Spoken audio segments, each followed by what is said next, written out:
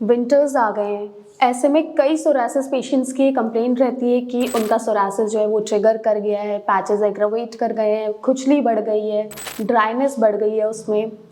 In fact कई patients की जब हम केस टेकिंग करते हैं तो वो स्पेसिफिकली ये चीज़ बताते हैं कि उनका जो सोरासिस है वो विंटर्स में ही एग्रावेट कर जाता है, समर्स में हालांकि ठीक रहता है फिर भी।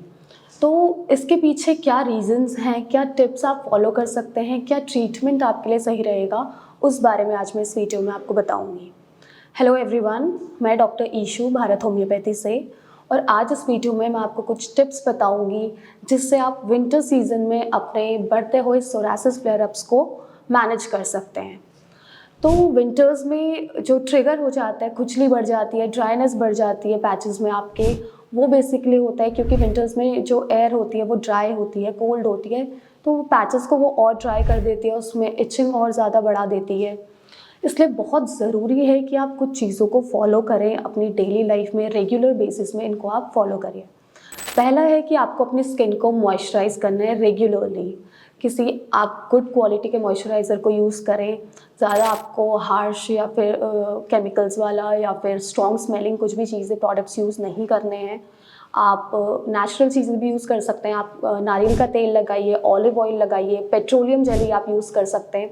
ये आपके स्किन को सूट भी करेगा, जो इचिंग है बढ़ी हुई उसको भी कम करेगा, इन्फ्लेमेशन को भी ये कम करेगा, ऑल्सो आपकी स्किन को भी हाइड्रेटेड रखेगा। सेकेंडली, बहुत ही ज़रूरी है कि आप हाइड्रेटेड रहें, प्लेंटी ऑफ वाटर इनटेक करें।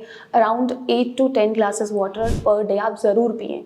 विंटर्स में आई नो कि वाटर इनटेक यूजुअली कम हो जाता है समर्स के कंपैरेटिवली, बट आपको अपना वाटर इनटेक कम नहीं करना है अगर आप सोरासिस पेशेंट हैं, क्योंकि आपकी ड्राइनेस और बढ़ जाएगी, डिहाइड्रेशन होगा, उससे खुजली और होगी पैचेस में।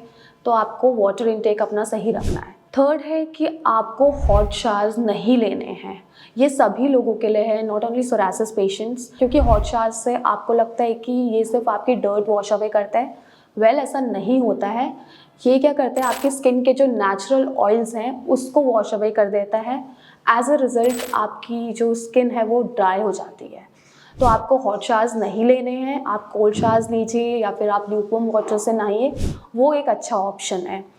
ऑल्सो आपको इस बात का भी ध्यान रखना है कि आपको ज़्यादा लंबे टाइम तक नहीं नहाना है और दिन में एक ही बार आप शावर लें, दैट इज़ इनफ। इसके साथ ही साथ आपको माइल्ड प्रोडक्ट्स, नॉन इरिटेटिंग जो हैं आपकी स्किन के लिए, वही चीज़ें यूज़ करनी है। ज़्यादा हार्श केमिकल वाली चीज़ें या ज़्यादा हार्श आपको सोप्स या शैम्पूज नहीं यूज़ करने हैं, तो आपको हॉट शावर्स अवॉइड करने हैं। इसके अलावा नेक्स्ट चीज़ है कि आपको वूलन क्लोथ्स जो हैं वो अवॉइड करने हैं पहनने अगर आप सोरासिस पेशेंट हैं, क्योंकि वो क्या करते हैं, आपकी स्किन में फ्रिक्शन कॉज करेंगे। जो भी सिंथेटिक फाइबर होता है, वूलन फैब्रिक होता है, स्किन में ये इरिटेशन कॉज करेगा, फ्रिक्शन कॉज करेगा, इस वजह से इचिंग बढ़ जाती है। तो बेटर है कि आप सॉफ्ट या कंफर्टेबल क्लोथ्स पहने जिससे कि आपकी स्किन सूद रहे, उसमें कुछ भी फ्रिक्शन या इरिटेशन कॉज ना हो और खुजली ना बढ़े।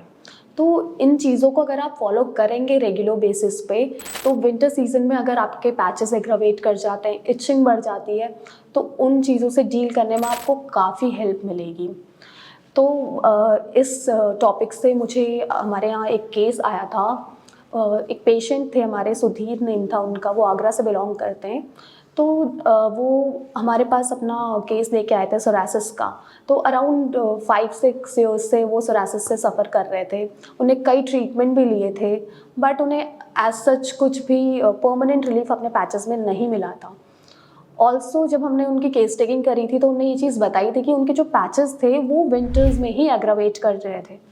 तो वैसे वो ठीक रह रहे थे ऑल्दो बाकी टाइम, समर्स में या स्प्रिंग में, बट विंटर्स में बहुत उनका पैचेस का एग्रावेशन होता था बाकी ट्रीटमेंट्स लेने के बाद भी। तो जब वो आए थे प्रॉपर केस टेकिंग के बाद, जब हमने उनको उनकी कस्टमाइज मेडिसिन्स दी, जो डाइट चार्ट दिया हमने उन्हें, और ऑल्सो ये सारी चीज़ें भी उनको फॉलो करने को कही गई थी।